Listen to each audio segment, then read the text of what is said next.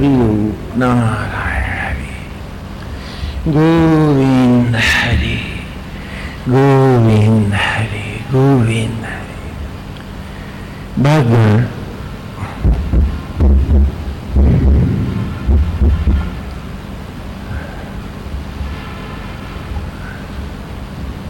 गोविंद हरि हरि ओम नारायण हरि।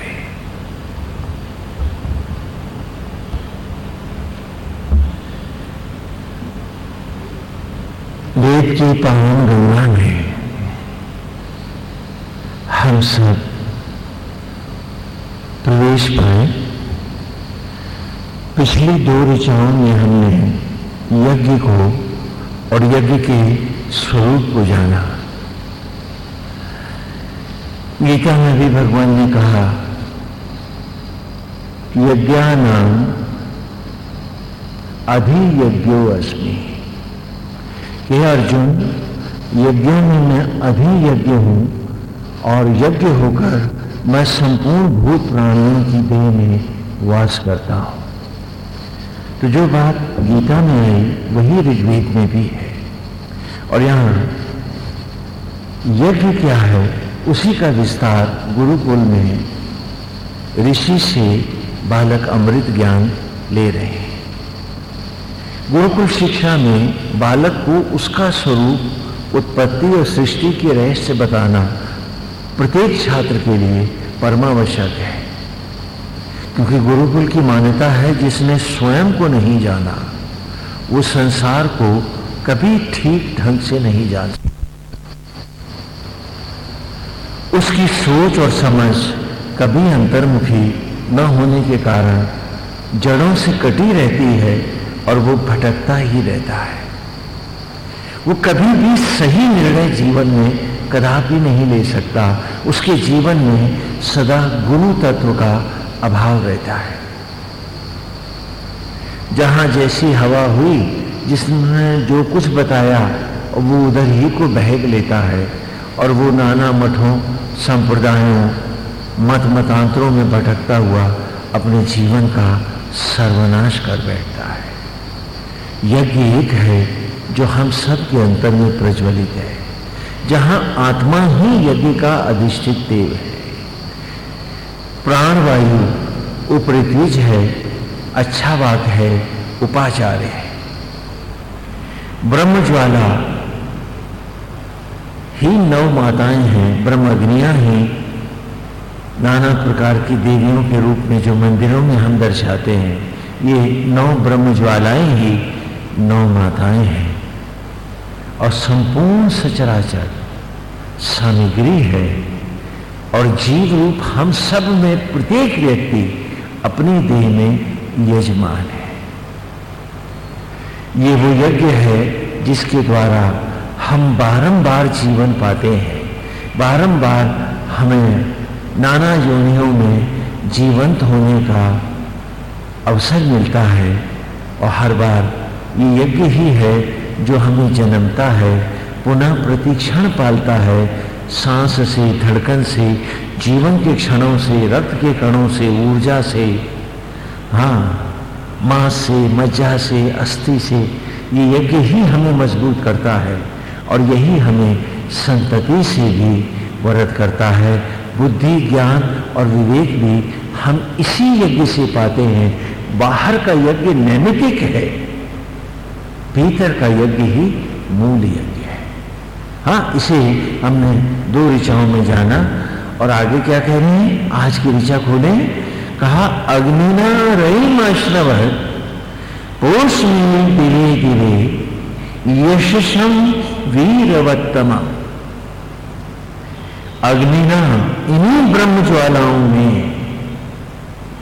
रहीम माने शीघ्रता से, तत्क्षण, क्षण क्षण, प्रति क्षण, अश्नवत् जो सामग्री साकाल्य के समान अर्पित हुए, पोषण एक और उसी में एक जाकर के वो पोषण पाए, धीरे धीरे वो उन अमर रश्मियों में यज्ञ होकर पुनः अमृत पाए।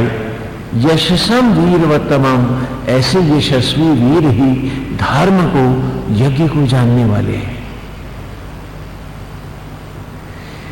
अभी तक हम जानते थे पंडित जी आए, उन्होंने हवन करा दिया, उन्होंने पूजा करा दी और काम हो गया। कहा नहीं, ये एक सतही सांप्रदायिक सोच पर है। ये तो ऐसे है कि आपको किसी से मिलने जाना है तो आपने उसकी राह में एक कदम रख दिया, बोले एक कदम आ गए तो समझो आ गए। अब ये आपका शायराना अंदाज हो सकता है कि कदम उठाया और पहुंच गए तेरे दर तक। अरे भाई, बीच में पूरी सड़क बाकी है अभी।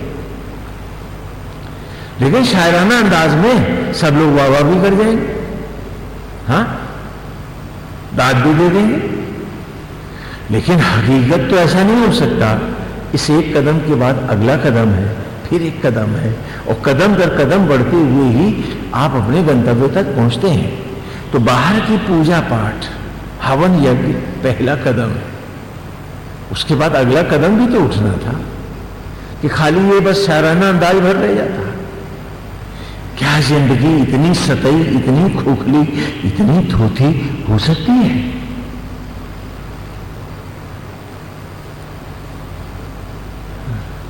अब शायर साहब ने तो कह दिया, जब जरा गर्दन झुकाई देख ली तस्वीरें यार। अरे भाई, आपने अपनी कल्पना में देखी होगी, लेकिन वहां ना तस्वीर है ना यार है, कोई भी तो नहीं है।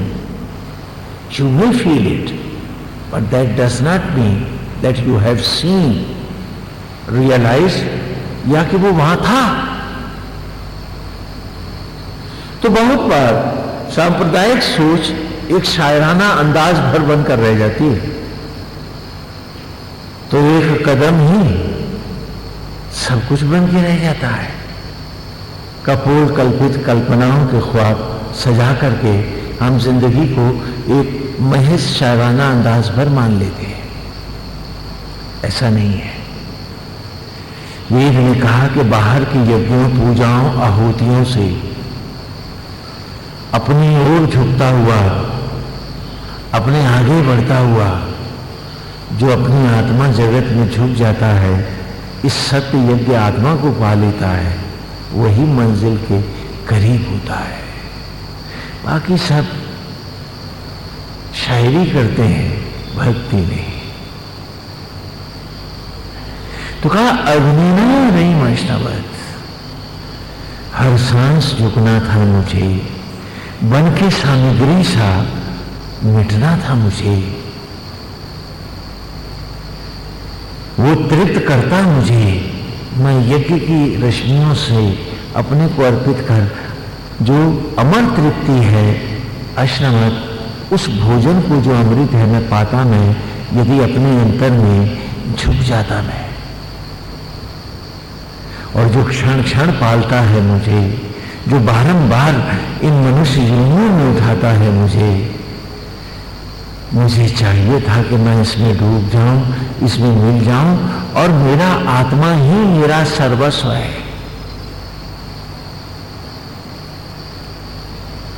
वो जो मुझे नित्य नित्य पालता है, जो मुझे जड़त उसे जीवन की चैतन्य धाराओं में लाता है, उस आत्मा से मुझे अद्वैत करना है, उस आत्मा से योग करना है, यही सर्वस्व है। ये मुझे सोचना भी तो चाहिए था। ठीक है, ख्याल मुझे तृप्ति दे जाते हैं, लेकिन भोजन का ख्याल करके बैठूं और पेट भर जाए, ऐसा नहीं होता है, और शक्ति और ऊर्जा भी नहीं मिल पाती। तो इसलिए मुझे धर्म को खाली एक वाहे कदम भर नहीं, मंजिल की पहुंच भी मानना था कि मुझे पहुंचना है उस अभीष्ट लक्ष्य तक, और वो लक्ष्य मेरे भीतर है। तो कहा यशसं वीरवत्तमं, वे यशस्वी वीर ही जीवन के उस लक्ष्य को पाते हैं, जो आत्मा को अर्पित हो जाते हैं, जो अपनी अंतरात्मा को ही अपना सर्वस्व बना लेते हैं। आपने देखा होगा दशहरे में रावण का पुतला खड़ा करते हैं, बहुत सी रस्सियां बंधी होती हैं उसमें। यदि एक रस्सी ढीली पड़ जाए तो पुतला झुक जाएगा, गिर भी सकता है। पुतला सहारे के बिना नहीं खड़ा होता, क्योंकि उसके पास आत्मा नहीं है, तो उसे बाह्य सहारों की जरूरत है। और उस थोथी जिंदगी को क्या कहोगे, जिसे बेटों का, बच्चों का, बैंकों का, नौकरियों का, मकानों का, दुकानों का, सबका सहारा चाहिए। क्या वो जीते जी मरे हुए उस पुतले की भांति नहीं है? एक रस्सी हिली तो पुतला डगमग हो गया, हाय मेरे बचुआ का क्या होगा, गया पुतला। क्या उसे आप यशस्वी और वीर का जीवन मानेंगे? सोचो, विचार करो।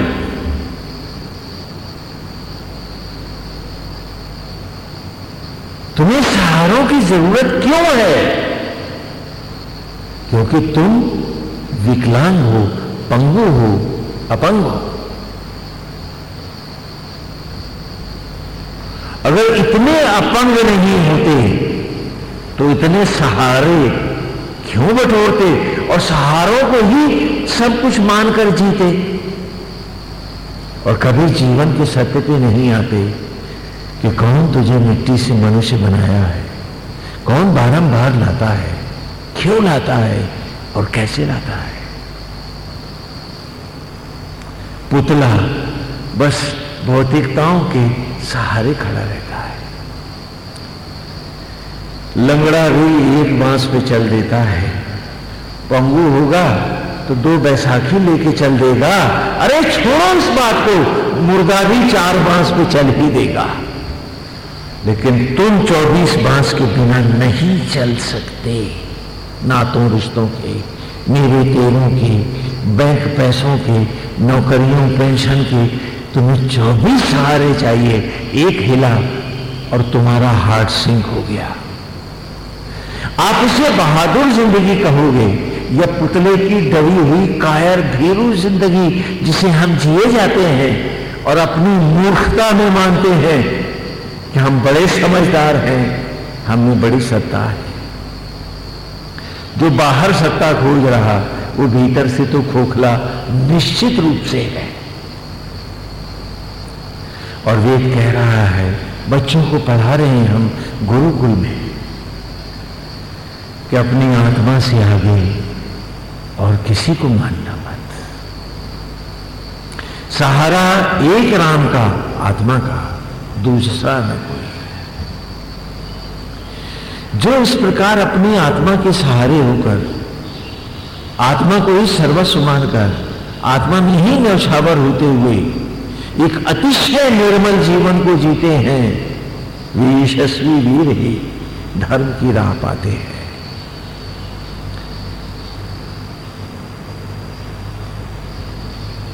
वो भटकते भी नहीं और न किसी को भटकाते हैं।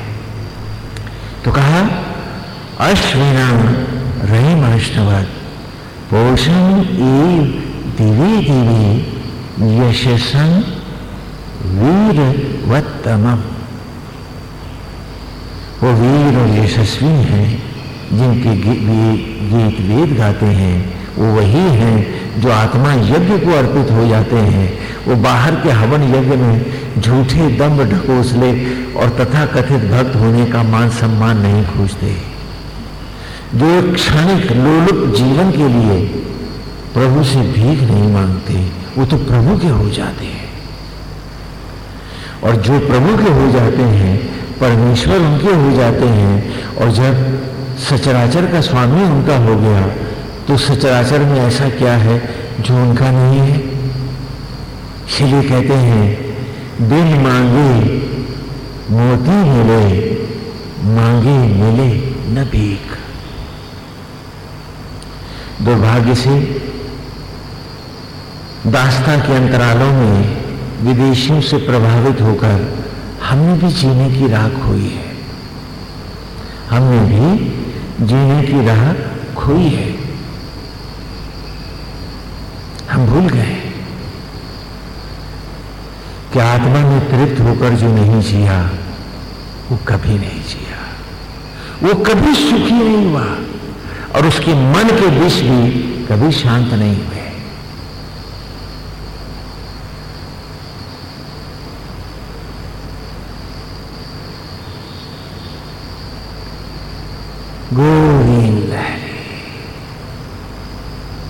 आज मेरी बात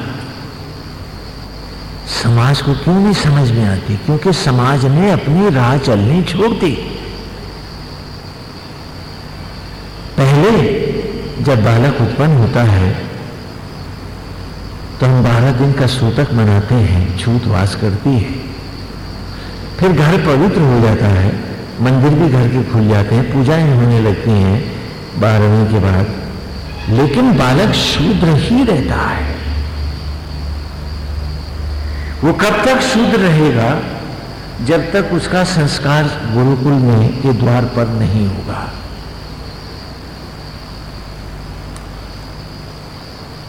ब्राह्मण के घर में भी वो शूद्र ही माना जाएगा।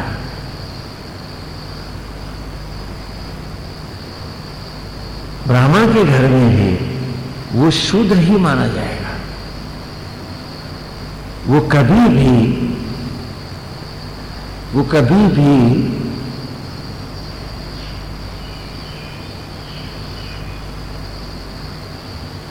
शूद्रत्व से बाहर नहीं होगा।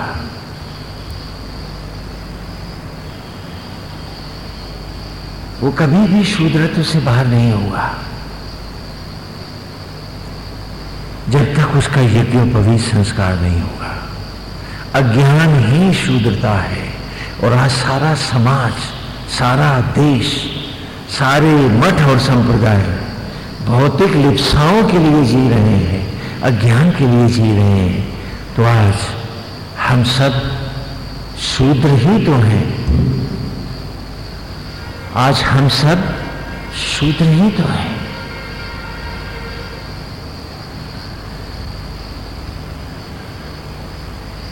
क्योंकि हमने आत्मज्ञान को पाया नहीं। मठों के यहां जाकर के और वो गुरु मंत्र भी लिया है, तो उसका क्या मतलब? जब शूद्रत्व ही नहीं गया तो जाते क्यों गिनते हो? तो जब गुरुकुल में आया तो प्रथम द्विज हुआ यज्ञोपवीत के बाद, और यहीं से उसका वैश्य धर्म का आरंभ हुआ। क्योंकि ज्ञानार्जन ही धनार्जन है, यही मूल धन है जीवन का।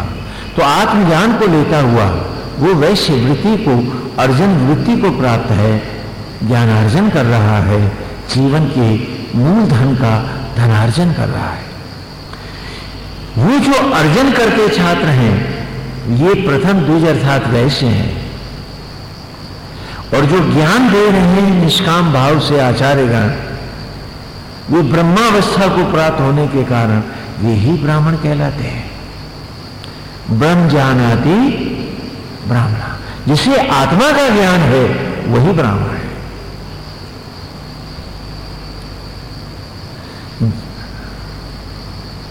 क्योंकि ये गुण और कर्म का विभाग है, यहां कोई जन्मना व्यवस्था नहीं है। जब वो गुरुकुल से उपराम होकर गृहस्थ होगा, गृहम स्था इति, आज आप गृहस्थ नहीं हैं, आप तो विषयासक्त हैं, विषयस्थ हैं। गृहस्थ का धर्म क्या था कि वेद के ज्ञान को पाने के उपरांत अब वो जानता है कि जैसे परमेश्वर नारायण घटघटवासी आत्मा यज्ञ के स्वरूप होकर सबको एक परिवार के रूप में परमेश्वर धारण करते हैं, सब में व्याप्त होकर सबको जीवन के क्षण प्रदान करते हैं, सबकी सेवा करते हैं। वो जो प्रभु कर रहे हैं, घटघटवासी आत्मा कर रहा है, गृहम स्था, मैं एक परिवार को धारण करने का पूर्वाभ्यास करता हूं, ये मेरा गृहस्थ धर्म है। नाटक से पहले का रिहर्सल है ये। जीवन तो स्वयं में एक यात्रा है, एक पाठशाला है। यहां दीवारों से चपरासी चिपक सकता है, छात्र तो अगली कक्षा पढ़ के जाएगा ही। और हम में कोई चपरासी नहीं है, क्योंकि पिता उम्र के क्षणों की फीस भर रहा है इस जीवन की पाठशाला में। हमें याद नहीं है, हम याद नहीं रख पा रहे, और हमें लगता है कि हम जो करते हैं जो भटकते रहते हैं वही सब कुछ है, ना ऐसा नहीं है। गृहस्थ धर्म क्या है कि जैसे परमेश्वर संपूर्ण सचराचर को एक परिवार के रूप में धारण करते हुए प्रभु ईर्ष्या, द्वेष, लोभ, मोह, आसक्ति इन सब से परे है, पुण्य और पाप के लेपन से परे है, उसी प्रकार आत्मा की भांति ही क्या मैं कुछ लोगों को एक परिवार के रूप में धारण करने का संकल्प ले सकता हूं? क्योंकि यदि पूर्वाभ्यास नहीं करूंगा तो बड़े अभ्यास में मैं जाऊंगा कैसे? पहले ज्ञान पाया है लेकिन उसको प्रैक्टिस में तो अब लाऊंगा ना। प्रैक्टिकल नहीं करूंगा तो मैं कैसे जानूंगा कि मैंने ज्ञान सचमुच पाया भी है या नहीं। दूसरों को रोटी पकाते देख बहुत से लोगों के मन में ये भाव आ सकता है कि मुझे भी आती है, लेकिन जब तक बनाएंगे नहीं उन्हें आती है, वो बेवकूफ़ी की बात है। आटा सानने बैठेंगे तो नदी बहा देंगे, हाँ, और रोटी बनाएंगे तो हाथों में चिपकेगी और फिर तवे में तो चिपक ही जाएगी, उल्टी सीधी बनेगी। तो इसलिए ज्ञान को ज्ञान के रूप में पा लेना कोई उपलब्धि नहीं है। ये कच्चापन है, ये आधा अधूरापन है कि स्वामी जी हम सत्संग कर आए, हम तो प्रवचन सुनाए। ना, तुम झूठ बोलते हो, तुमने कुछ नहीं पाया। ये तुम्हारा बहुत कच्चापन है, बहुत बौनी मानसिकता है। इसलिए छात्र गुरुकुल से जब गृहस्थ में आता है, अब व्यवहारिक रूप से गुरु के यहां पाए उस ज्ञान को, उस आत्मज्ञान को प्रैक्टिकल करेगा। वो विषयाशक्ति के लिए, लोभ मोह के लिए, अपने मैं और मेरों के लिए वो जीवन के स्वर्ण को बर्बाद नहीं करेगा। वो ऐसी मूर्खता कदापि नहीं करेगा, क्योंकि वो जानता है मैं एक यात्रा पर, एक मिशन पर।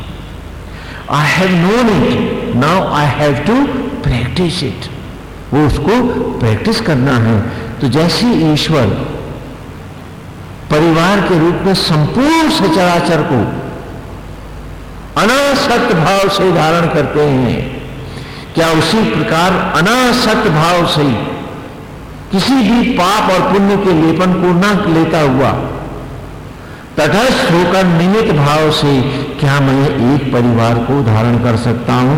ये गृहस्थ का मेरा पहला उद्देश्य है। और दूसरा कि जब धरती पर मैं आया था प्रायश्चित के लिए,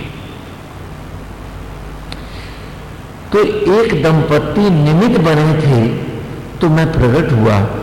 तो मेरा भी धर्म है कि मैं निमित्त बनकर एक नए जीव को भी घर दे जाऊं, एक पुत्र की कामना भी करूं। ये पुत्रेष्ठी यज्ञ है। ये दो उद्देश्य है।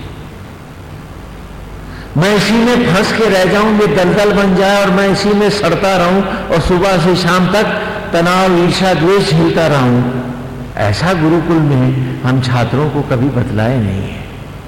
हमने बताया कि अतिशय निर्मल होकर प्रभु की मूर्ति बन करके तुम्हें इस धर्म को धारण करना है।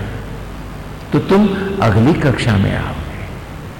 वो मेरे हैं, वो पराए हैं, अब मैं उनके लिए, अपनों के लिए लोभ करूं, दूसरों से डाह करूं, ये कोई धर्म नहीं, ये अधा पाप है। और इस पाप का भारी प्रायश्चित जन्म दर जन्म करने पड़ते हैं। दुर्भाग्य से गुरुकुल शिक्षा न होने के कारण सारा समाज विषयाशक्ति को ही गृहस्थ धर्म और गृहस्थी मानता है। इसलिए बार बार इसके मुंह से आगे कहते हैं स्वामी जी घर गृहस्थी के लिए तो पाप करना ही पड़ता है। It's a very foolish thought. तुम कभी गृहस्थ बन ही नहीं पाए, कभी नहीं बन पाए। तुम तो कपट गृहस्थी करते रहे, तुम तो लोभ ग्रस्त थे, राम ग्रस्त तुम कभी नहीं। और लोभी और कपटी को उपलब्धि नहीं, तनाव, दुख, पीड़ा और दंड ही मिला करते हैं। आज दुर्भाग्य से आजादी के बाद भी जब गुरुकुल शिक्षा लौटी नहीं शिक्षा में, तो ये देश और इस देश के लोग आजाद हो गए हैं। ये सोचना सबसे बड़ी मूर्खता है, ये अधम मूर्खता है। यस, हमें जब हमारा मौलिक स्वरूप राह नहीं मिली तो हम तो आज विषयों की गुलामी झेल रहे हैं। पहले अंग्रेजों की और मिडिल ईस्ट वालों की गुलामी भोगते थे, आज हम विषयांधता की, आसक्तियों के गुलाम हैं। जहां कुत्ता भी गुलाम नहीं है, हम वहां गुलाम हैं और मानते हैं कि हम बड़े समझदार हैं। और गृहस्थ धर्म से एक सीमित समय तक पाठशाला के पाठ्यक्रम की तरह जीवन के हर क्षण को अनासक्त भक्त भाव से जीते हुए, प्राणी मात्र में एक आत्मा का ही भाव रखते हुए आगे बढ़े तो तीसरी क्लास आ गई, क्योंकि गुरुकुल का ज्ञान अभी भी प्रैक्टिस में आना, जांचा जाना बाकी है। यहां तो एक डिग्री लिया है, हो गया काम, डिग्री को डाला चूल्हे में, नौकरी पकड़नी थी वो मिल गई। कौन है जो तुमने कोर्स की कोई किताब दोहराता हो जिंदगी में कभी भी? No, this is not knowledge. वो ज्ञान क्या जो मेरा साथ छोड़ जाए मेरी राह में ही? ऐसी लाठी क्या उठाना जो रास्ते में ही चकनाचूर हो जाए, बेकार हो जाए, बेमानी हो जाए। और आज की शिक्षा कतई बेमानी है और बेईमानी भी है। बेईमानी के साथ बेईमानी भी है अपने साथ की गई। अब वो गुरुकुल से आगे बढ़ा तो उसे ध्यान आया, एक छोटे से परिवार को तो मैंने आत्मभाव से धारण कर लिया, ये तो मिनी रिहर्सल था, अब मुझे ग्रैंड रिहर्सल में आना है, व्यापक रिहर्सल में आना है। तो वो वानप्रस्थ धर्म को प्राप्त हो गया। आज आप में कोई जाता नहीं है, आज आप उसे जानते भी नहीं हो। हाँ, जरा से कपड़े बदले और ढूंढते हो कितने घर मूड़ के लाए, कितने चेले बनाए, शुरू हो जाते हो दूसरों की जेब टटोलने में और स्वांग भरते हो वानप्रस्थी होने का। जबकि गृहस्थ के लिए भी ईश्वर से हट के इच्छा करना अनुचित है, गलत है, कमजोरी है उसकी, कि जब उसकी मर्जी के बिना पत्ता नहीं हिलता तो मैं उससे हट के किसी से इच्छा भी क्या करूं? क्योंकि कमजोरी एक भी मेरी देह में, मेरे मन में, मेरे विचारों में प्रवेश पा गई तो मैं तो बीच राह में चिथड़े चिथड़े हो जाऊंगा, छितरा जाऊंगा, मंजिल तक पहुंचना असंभव हो जाएगा, मैं तो बीच ही में खंडित हो जाऊंगा। तो मैं किसी भी कमजोरी को अपने जीवन में शेयर कैसे कर सकता हूं? और आज आप सिर्फ कमजोरियों के लिए जिंदा है, कमजोरियों के लिए जीते हैं आप, प्रभु के लिए नहीं, आत्मा के लिए नहीं, सत्य के लिए नहीं। गोविंद हरि हरि ओम नारायण हरि, हे नाथ हे हरि।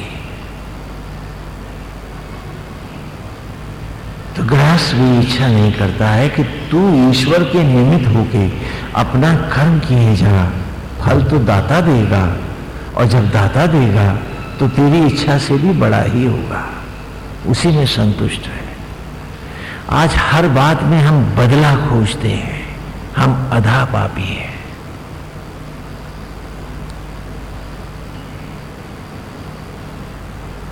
और हम मानते हैं कि हम धर्मपूर्वक करते हैं ऐसा, ये गलत है। तो गृहस्थ में भी वो इच्छा नहीं, कर्तव्यों को करता है, और फिर जेहि विधि राखे राम, ताही विधि रहिए, राम में रहिए, मस्त रहिए, राम की मौज बनकर रहिए। ये गृहस्थ का धर्म है। और जब वानप्रस्थी हुआ तो उसका भाव क्या है कि ज्ञान की उस समुन्नत व्यवस्था को, जो परमोच्च अवस्था है, मैं उसका भी अभ्यास करूंगा। I must practice the grand rehearsal. कि जिस प्रकार परमेश्वर आत्मा आत्म स्वरूप होकर, यज्ञ का स्वरूप होकर संपूर्ण सचराचर को सेवाओं में धारण करता है। स्वयं परमेश्वर सेवक बना है। सांस से, धड़कन से, जीवन के क्षण से वरत तो करता है। समाज में व्याप्त दुर्गंध को, मैला को, भस्मीन में लूट गए प्रकृति को पुनः पवित्र फलों और पावन ज्योतियों में लौटाता है। तो आज मेरा संकल्प है, मेरा पिता घटघटवासी आत्मा बाघ का मालिक है और मैं माली हूं। सचराचर की सेवा इच्छा रहित होकर निष्काम भाव से करूंगा। मालिक जो देगा उससे सेवा करूंगा। और मेरी सेवाओं में अब न तो कोई संकल्प होगा और न ही कोई विकल्प होगा। दाता जो दया करेगा उसी में सबकी सेवा होगी। जैसी प्रभु चाहेंगे वैसी होंगी।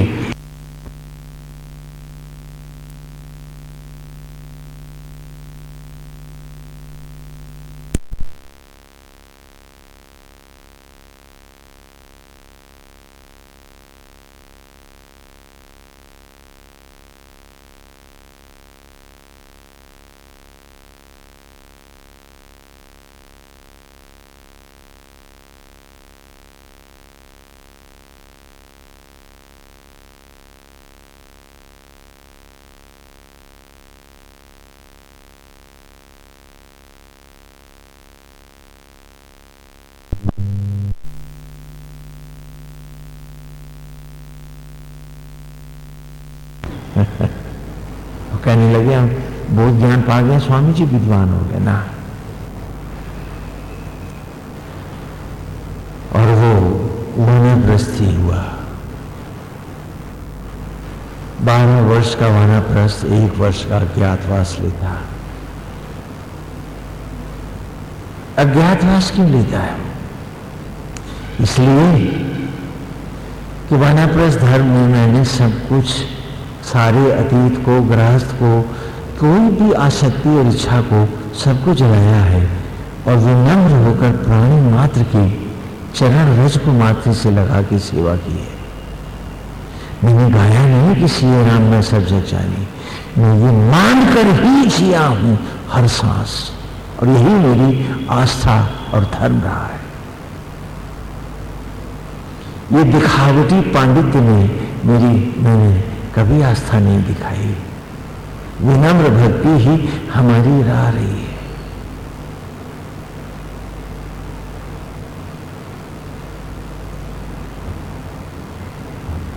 तो 1 वर्ष का अज्ञातवास लेता हूं मैं, और अपने आप को किसी अज्ञात स्थान पर, अजनबी जगह पर रखूंगा, क्योंकि मुझको टेस्ट करना है कि क्या मैं उस आत्म ज्योति का भाव जगा भी पाया हूं। एकांत के उन क्षणों में मुझे मेरा अतीत याद तो नहीं आता। अपने परायों के पीछे भागने की कोई कमजोरी तो नहीं है मुझ में कि मैं और मेरों के पीछे अभी भी मेरी अतृप्तियां, इच्छाएं भागती तो नहीं है। मैं मजबूत हूं, मैं कमजोर तो नहीं हूं। एक राम ही मेरा राम है और मैं भटकता तो नहीं हूं। वो अपने को टेस्ट करता है। यही अज्ञातवास है। यहां कोई किसी को संन्यास नहीं देता, कोई किसी से संन्यास नहीं लेता। उसे स्वयं अपने को टेस्ट करना होता है कि यदि लोभ और विषयाशक्ति के पीछे जरा भी भाग रहा हूं तो आगे न बढ़ो, नहीं तो जघन्य अपराध और पाप होंगे और उसका प्रायश्चित भी संभव नहीं होगा। ये नहीं कि कपड़ा रंग के मठाधीश होकर बैठ जाऊं और सबसे कहूं चेले चंदे सब लाओ मेरे को, ये सब नहीं होगा। ये सनातन धर्म का मार्ग कदापि नहीं है। ये संप्रदायों की जूठन है, विदेशों की जिसे आधुनिक संप्रदायवाद ने लादा हुआ है। कोई इच्छा नहीं होगी, कोई भाव नहीं होगा। जब हम मानते हैं कि वो सर्वव्यापी, सर्वअंतर्यामी, सर्वधारक, सर्वस्रष्टा है, वही सब करता है, तो मैं उससे हट की इच्छा नहीं रखूंगा और किसी चाहत को अपने देह में अब जन्मने भी नहीं दूंगा। क्योंकि यदि कोई भी इच्छा बाकी रह गई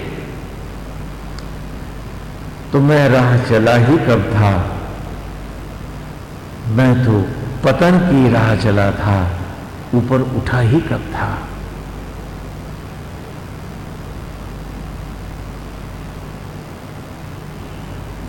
और आज हम कहते हैं स्वामी जी मेरों के लिए मैं नहीं करूंगा तो कौन करेगा। बोले इनका तो ईश्वर इनके जन्म से पहले ही मरा हुआ है। इन्होंने तो अपने जीवन में ईश्वर की हत्या कर रखी है और केवल 10 इंद्रियों को 10 मुंह बना दशानन रावण की तरह बस लंकाओं के पीछे भागते हैं। इतना सोना मिले तो इतनी बड़ी लंका एक और खड़ी हो जाए। इन्हें याद नहीं है कि तुम्हारे साथ तुम्हारी राह का तप, तपस्या, आत्मयज्ञ की ज्योतियां ही जाएंगी। न चमड़ी, न हड्डी, न मकान, न दुकान, न सोने की लंकाएं, न पैसा। अरे कुछ भी नाता रिश्ता भी जब साथ नहीं जाएगा तो तुम जो कर रहे हो उसमें सच कहां है। अंधता के कारण झूठ को ही सच माने बैठे हो और मानते हो कि तुम सही हो। नहीं, ये सत्य नहीं है। वानप्रस्थी का धर्म है कि उसे प्राणी मात्र की सेवा करनी है, इच्छा तो किसी से भी नहीं करनी। जैसे रखेंगे गोविंद वैसे रह लेंगे। मन को मैला नहीं करेंगे, जबान मैली नहीं होगी। नारायण आप जैसे रखो रहेंगे, भूखे भी रहेंगे तो भी आप ही में रहेंगे। और ये भूख प्रभु आप ही ने तो दी है, तो ये भी हमें अतिशय प्रिय है। आपकी राह में नारायण हम तृप्त होना ही कब चाहते हैं। हम तो ऐसे ही चलेंगे। ये वानप्रस्थ धर्म है, न कि चेले चंदे बटोरने लगेंगे, घर घर झांकने लगेंगे। हाँ, सबको उल्टे सीधे उपदेश दे करके, है ना, और सबको प्रेरित करेंगे पैसे लाओ। हाँ, कोई दुकानदार होगा वो बेचेगा सौदा और मांगेगा पैसे। आपने तो बतौलेबाजियां बेची और पैसे ठग लाए। ये कौन सा वानप्रस्थ है?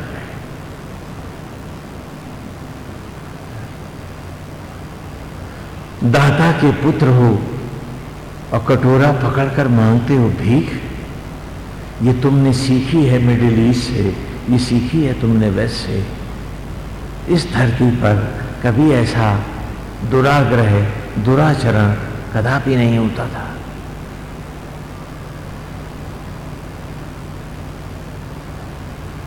और जब वानप्रस्थ और अज्ञातवास भी वो जी लेता था तो वो ज्योतियों के न्यास में, संन्यास में आता था कि मैंने सचराचर के प्रति, क्योंकि सचराचर ने भी तो मिल के पाला है मुझे। ये ठीक है कि दूधिए से हमने दूध लिया, दूधिए को पैसे दे दिए, गाय को तो नहीं दिए, तो उसके तो कर्जदार है ही है। फलों की कीमत सब्जी वाले को दे दी, पेड़ों को सिक्का के प्रति तो हमने कोई धर्म नहीं निभाया, तो वहां तो हम कर्जदार हैं ही। तो वानप्रस्थ धर्म जीवन पर्यंत के इन कर्जों को उतारने की अवस्था का नाम है कि मुझे सचराचर से उऋण होना है।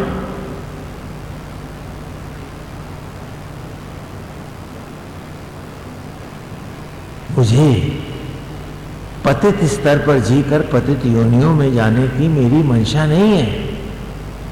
मैं नारायण का बनाया हूं, उन्हीं के राजा हूं। तो जिसने पेड़ पौधों की, जीवधारियों की निष्काम भाव से सेवा नहीं की, उसकी सारी पूजा पाठ धर्म कर्म व्यर्थ हो जाते हैं, क्योंकि वो कर्जदार है सबका। उनका कर्ज उतारे बिना वो जाएगा कैसे प्रभु की राह पर भी? यदि वो ऐसा नहीं करेगा तो उसे यथा योनियों में जाकर के प्रायश्चित करना होगा। बच नहीं सकता वो, ये निश्चित है, ये अटल नियम है। यदि आपने जीवों की, गौओं की, कुत्तों की, सबकी आत्मभाव से इच्छा रहित सेवा नहीं की है, बदले के भाव से दूध के लिए की, तो कोई सेवा नहीं है। यदि आपने उनमें परमेश्वर का भाव रख करके प्राणी मात्र को अर्पित होकर के यदि आपने उनकी सेवा नहीं करी है, तो आप पितृ ऋण से उऋण नहीं है। पितृ ऋण खाली मम्मी पापा का नहीं होता, पितरों का अर्थात सारे सचराचर का, पेड़ों और वनस्पतियों का होता है। पितर इन्हीं को कहते हैं।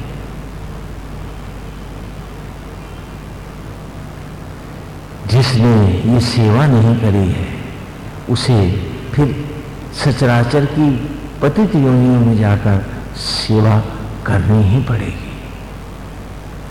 और जब वो सब सेवाएं कर लेता है निष्काम भाव से, अंतर्मुखी होकर, जब वो अपनी आत्मा में तपता हुआ प्राणी मात्र की नारायणी सेवा, विनम्र सेवा, हरि नाम करता है, तो उसे संन्यास का अधिकार होता है कि चल, जब अतीत बुलाता नहीं तुझको, तो जला दे सारे अतीत की चिता, सारे नाते रिश्ते फूंक दे, पहन ज्वालाओं का वस्त्र और अब अग्निवेश हो जा।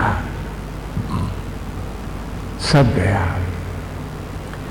अब यज्ञ है, आत्मयज्ञ ही सब कुछ है। यही मेरी इच्छा है, यही मेरी राह है, यही मेरी चाह है, यही मेरा सर्वस्व है।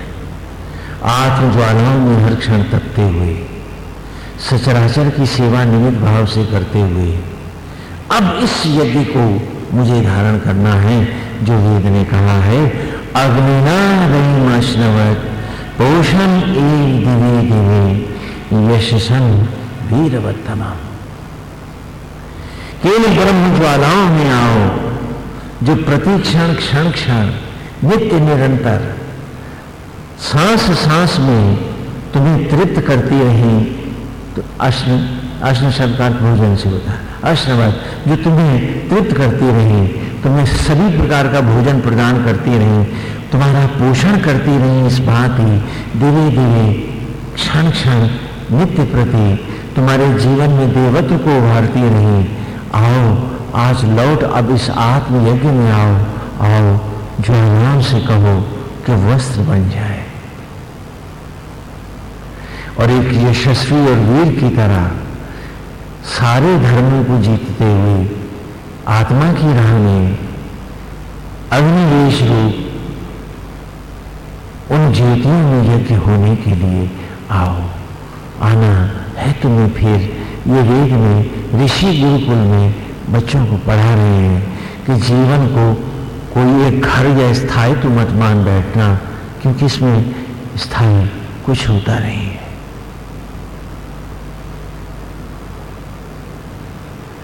एक तस्वीर दिखाते हैं हम आपको।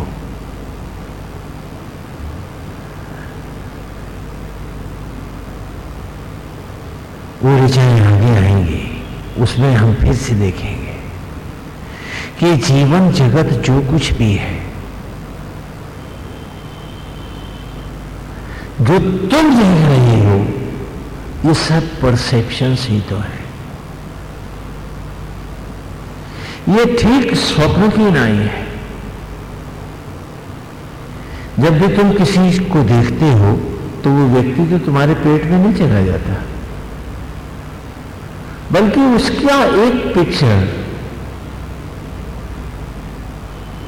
जिसे वो मस्तिष्क अपने हिसाब से ग्रहण करता है और उन बिंदुओं में लेता हुआ जब उनको दोबारा रिकास्ट करता है तो तुम्हें दिखता है कि मिस्टर सो एंड सो तुम्हारे सामने बैठे हैं। कैसे देखते हो? तो स्वप्न में भी तो ऐसे ही होता है। एक डिजिटल फॉर्मेट पे पिक्चरें उठती हैं और फिर स्वप्न फिल्म की तरह चलने लगता है जैसे बाह्य जगत में चलता है। अब हर व्यक्ति एक ही व्यक्ति को देख रहा है तो हर व्यक्ति उसको वैसा ही देख रहा है, ये गलत है। जैसा जैसा उसके को कंसीव करने की, उसको ग्रहण करने की ग्राह्यता है, वो उसी के अनुरूप उसके चेहरे को देखता है। एक ही चेहरे को सब लोग देखते हुए भी एक ही चेहरा एक ही जैसा देख रहे हैं, ये सच नहीं है। जो कलर ब्लाइंड है वो उसको कपड़ों समेत ब्लैक एंड व्हाइट में ही देखता है, और जिसकी आंखों में जो जो कलर परफेक्शन में होते हैं वो उन्हीं में उनको देखता है। हर व्यक्ति एक ही जैसा देखता है, ऐसा कदापि नहीं होता। और इन परसेप्शंस को नए नए रंग देते हैं भाव। तो देखता हुआ व्यक्ति भी और अलग अलग देखने लगता है। आपको उदाहरण दिया था, दे रहे हैं। गाय खड़ी बाजार में, उसे 3 लोग देख रहे हैं, उनकी 3 जोड़ी आंख है, हर एक के पास एक जोड़ी आंख है। कसाई उस गाय में मांस देख रहा है, व्यवसायी धंधेबाज उसमें दूध देख रहा है। तो वो गाय को कम दूध को ज्यादा देख रहा है, वो भी गाय को कम मांस को अधिक देख रहा है। क्या दोनों एक ही गाय देख रहे हैं, लेकिन क्या एक जैसा देख पा रहे हैं? और वहीं एक भक्त भी देख रहा है कि मां खड़ी है, मैया में तो 33 करोड़ देवताओं का वास है। वो दर्शन पाके रोमांचित है, धन्य है। गाय दुबली, कसाई दुबला, गाय सूखी, व्यवसायी सूखा, भक्त तो सदा रोमांचित है। तो ये दृष्टि भेद है। भाव के साथ हर चेहरे को देखते समय उसके भाव बदलते हैं। एक व्यक्ति है, उसे आप बहुत प्यार करते हैं, तो जब भी आगे आता है तो आपकी परसेप्शन में वो आपको बहुत अच्छा लगता है। Is very nice person. किसी ने कान में उसकी बुराइयां भर के सुना दी, अब वो जैसे ही आता है उसको देख के आपको एलर्जी होने लगती है। चेहरा वही, व्यक्ति वही, वही आंखें, वही परसेप्शन, लेकिन भाव के साथ सब बदल जाते हैं। फिर होता है अरे नहीं, इसमें तो ये खोट है। अब आप व्यक्ति को नहीं ले रहे, तो यहां जो दिख रहा है वो सच है नहीं। इस सच के भी बहुत से रुपैले पर्दे हैं, बहुत से फिल्टर हैं, जिनमें से होकर के सब वो सामने आता है, तो वो वैसा नहीं है जैसा उसको होना चाहिए अथवा दिखना चाहिए, वैसा वो अब दिखता भी नहीं।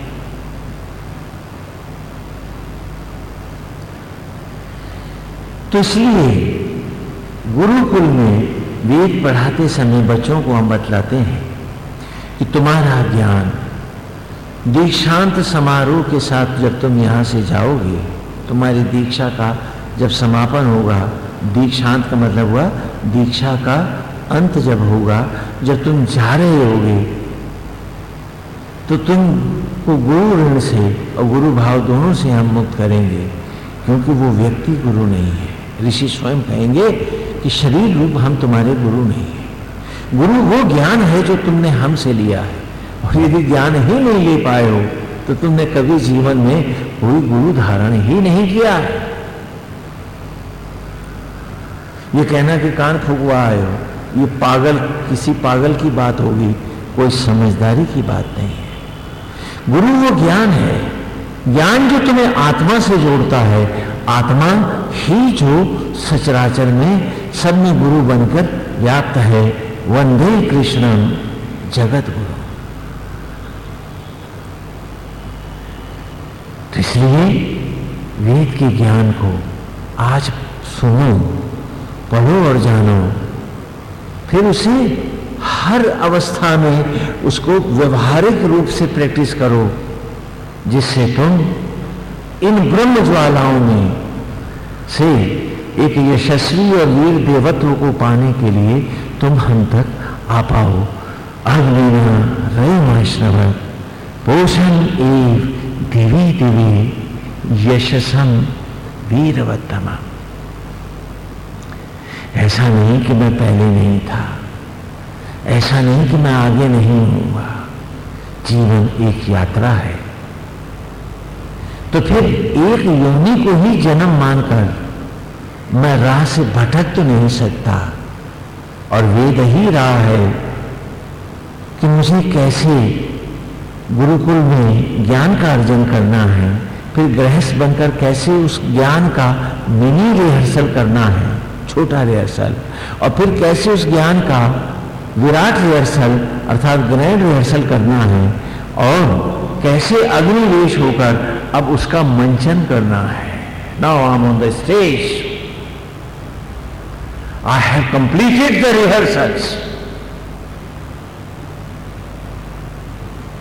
और अब मैं अल्टीमेट एक्ट में उतर आया हूं, जहां मेरा अंतरात्मा ही यज्ञ का अधिष्ठित देव है। देखो आ गया एक्ट में, जहां मेरा प्राण वायु ही उपाचार्य है और वो मेरे सन्मुख है,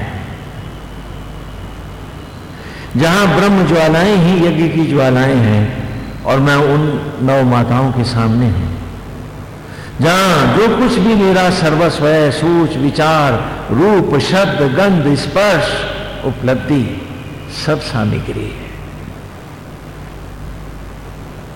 रोम रोम जलेगा, कण कण जलूंगा आत्म ज्वालाओं में, और जीव रूप यजमान इसमें यज्ञ होकर जीव और आत्मा से अद्वैत करता ब्रह्मांड से ज्योतिवन प्रकट होगा। शुक्ल कृष्ण गति हेते जगता शाश्वते मते एकायाति अनावृत्तिम अन्य आवर्तते पुनः। हे अर्जुन, गीता में भगवान कह रहे हैं इस जीवन जगत की 2 गतियां हैं। एक सकाम मार्ग है, धूम्र मार्ग है, पितृयान है, जिसका जो जिएंगे बाहर बाहर, वो मरेंगे बाहर बाहर, वो भटकेंगे बाहर बाहर। दूसरा शुक्ल मार्ग है, जिसका देव अर्थात आत्मा आत्मकुंड यज्ञ ही यान है। हम बाहर नहीं, हम भीतर अपने आप को यज्ञ करते हुए ज्योति के साथ बन ज्योति योगस्थ होकर अद्वैत करते हुए हम अनंत की राह निकल जाएंगे। तो इस प्रकार गुरुकुल की शिक्षा में इन वेद की ऋचाओं के द्वारा मैं उस बच्चे के भोले मन को एक अमृत तुल्य जीवन की सुघड़ कल्पनाओं को देता हूं। उसके जीवन में न ईर्ष्या है, न द्वेष है, न लोभ है, न मोह है, न आसक्ति है, न असत्य है, न अज्ञान है, और न ही विषयांतता है। वो धर्म पूर्वक शास्त्र पूर्वक जिएगा। जब तक वो गुरुकुल में रहेगा वो इस अमृत का पान करता रहेगा। गृहस्थ में जब वो मिनी रिहर्सल में जाएगा तो धर्म पूर्वक शास्त्र पूर्वक गृहस्थी को आत्मा के निमित्त आत्मा की भांति ही धारण करेगा।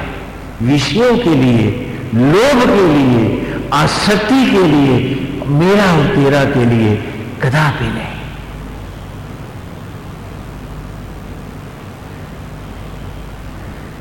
इसी बात को भगवान ने गीता में कहा कि हे अर्जुन, जितने जन्म तेरे हैं उतने मेरे हैं। तू उन्हें नहीं जानता, मैं जानता हूं, भगवान कहते हैं।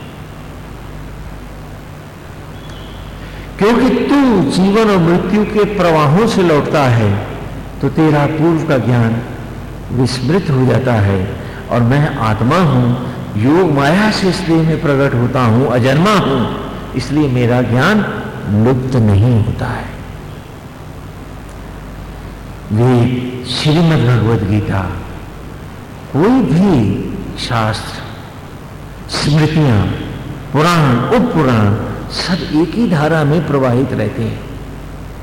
लेकिन अपनी अपनी परसेप्शंस के कारण हर संप्रदाय और मठ उसके अलग अलग भाष्य और दर्शन कराते चले जाते हैं, समाज को बांटते जाते हैं, लोग बांटते जाते हैं, और परसेप्शंस के कारण ही हमने कोई सत्य नहीं पाता है।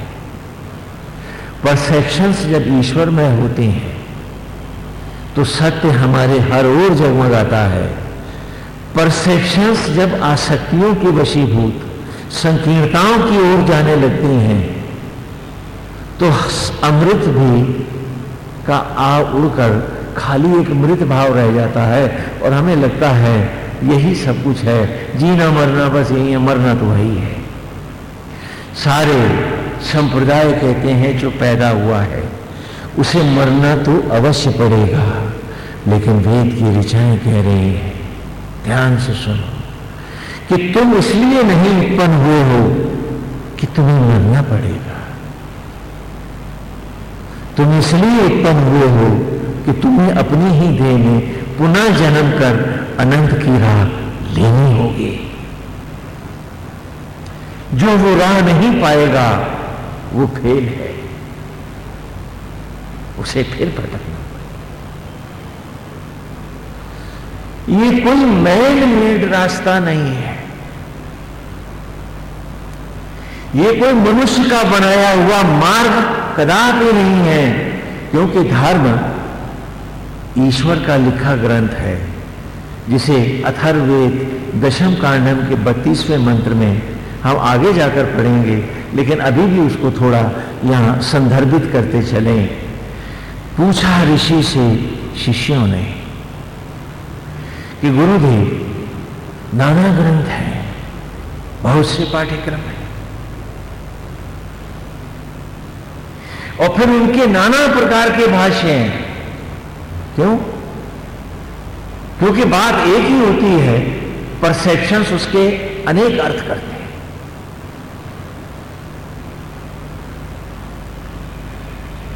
एक उदाहरण देते हैं आपको। एक औरत दही जमाती थी और कौवा आकर के उसकी रसोई में उसके बर्तन को उलट करके और दही में चोंच मार जाता था, तो बहुत परेशान थी। एक दिन वो पत्थर लेके घात में छिप के बैठ गई। जैसे ही कौवा आया उसने कस के पत्थर मारा, कौवा पलट के मर गया। तो सामने एक संत देख रहे थे, गांव का माहौल, तो उनके मुंह से निकला, आहा, काग दही के कारण जन्म गंवाए, कि काग ने, कौवे ने दही के कारण अपना जन्म का सर्वनाश कर लिया। ये उसने कहा। तो बगल में एक मुंशी जी बैठे हुए अपना खाते लिख रहे थे। बोले, वाह वाह संत जी, आपने क्या बात कही है, आपने तो बड़ी गहरी बात कह दी। उन्होंने काग और उसके आगे था दही, तो दा को पीछे कर दिया। तो बोले, क्या कहा आपने? कागज मतलब कागज ही के कारण जन्म गवाए। मैं तो महाराज यही करता रहा बस। बगल में धोबी बैठा हुआ था, उसने कहा, वाह संत जी, आपने कितनी बढ़िया बात की, बड़ी बीफिटिंग बात कही है, बड़ी सही बात कही है। अब उन्होंने उसकी क्या इंटरप्रिटेशन, क्या परसेप्शंस लिए? का गदही के कारण जन्म गवायो, मैं तो उस गदही पे ही कपड़े लाता रहा, जन्म तो इसी में चला गया। तो इसी प्रकार मठों और संप्रदायों ने अपने भाव लिए। तो बच्चों ने पूछा कि नाना भाव हैं, नाना लोग नाना प्रकार की बात करते हैं, नाना ग्रंथ हैं, तो गुरुदेव क्या ऐसा भी कोई किताब है जिससे परमात्मा स्वयं लिखता हो? का वही तो मूल पाठ है, बाकी सारे भाष्य ग्रंथ वेदादित्य। कहा वो पाठ कौन सा है, वो कौन सा ग्रंथ है? तो अथर्ववेद दशम कांडम 32वें मंत्र में कहते हैं, अंति संतम न जहात अंति संतम न पश्यति देवस्य पश्यकाव्यम न मम न जीर्यते। पाठ भेद है, कहीं पर आया है पश्य देवस्य काव्यम, आगे पीछे हो गए, न मम न जीर्यते। बातें की, कहा अंतिम माने समीप में, संतम व्याप्त है, न हाँ ना माने हमारी जह प्रलय, कि मृत्यु तो समीप है भैया, कल तो मर जाना है।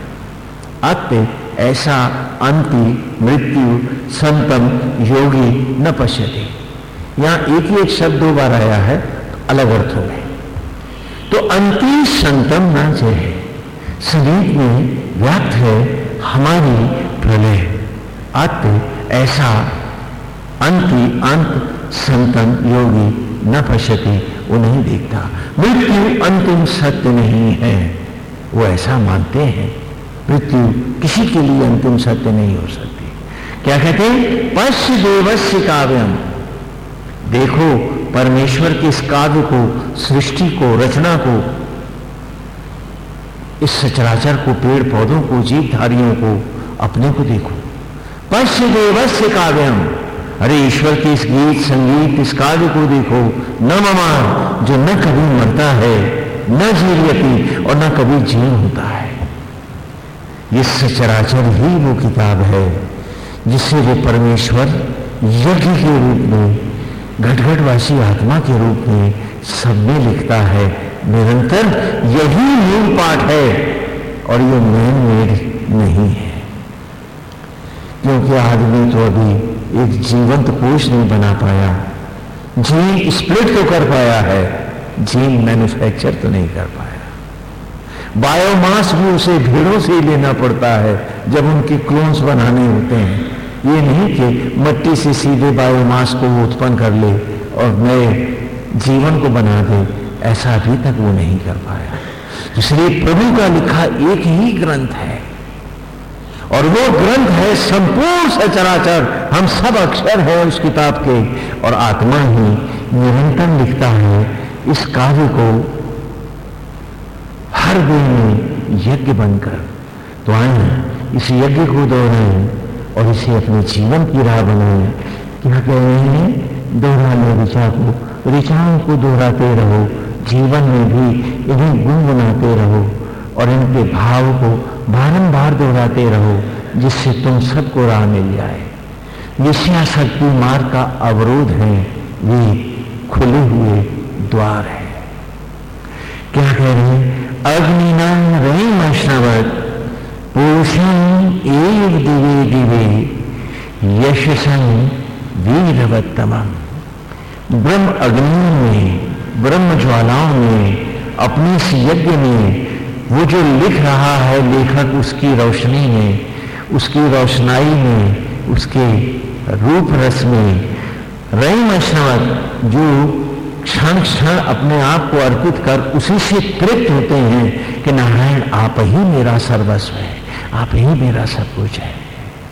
आपसे हट के ना कोई इच्छा है न चाह है, प्रभु बाहर तो निमित्त हैं आपके। वैसे ही नाचूंगा जैसे आप नचाओ गोविंद।